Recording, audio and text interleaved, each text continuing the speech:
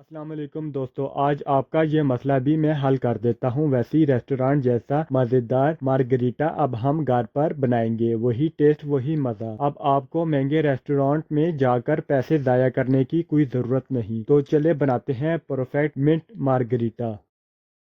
सबसे पहले हम एक जग या ब्लेंडर लेंगे। इसमें हम पुदीना शामिल कर देंगे। मैंने यहाँ आधी पुदीने की गठरी ली है और ये तकरीबन 3 गिलास के लिए काफ़ी है।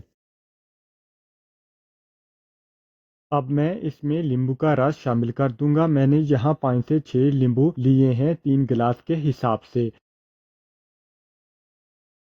अब हम इसमें चीनी शामिल कर देंगे। मैंने यहाँ आधी कटोरी चीनी डाली है।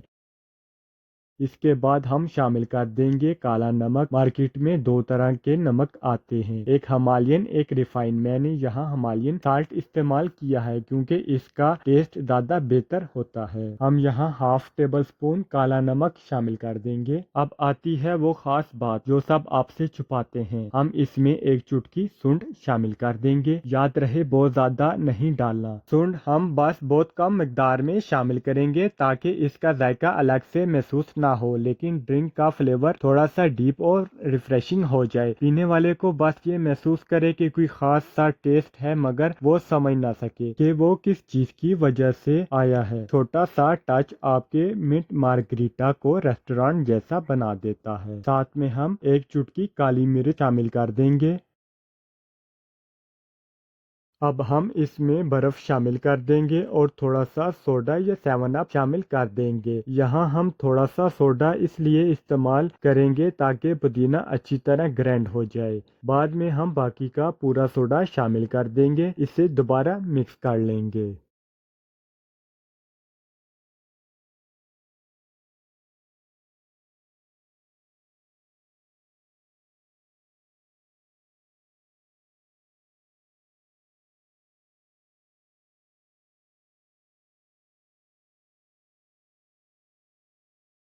आप देख सकते हैं हमारा मिंट मार्गरीटा बिल्कुल तैयार है। बस ये दो चीज़ें सुंड और काली मिर्च, ये वो सीक्रेट हैं जिसे आपका मिंट मार्गरीटा घर पर भी रेस्टोरेंट जैसा बनेगा।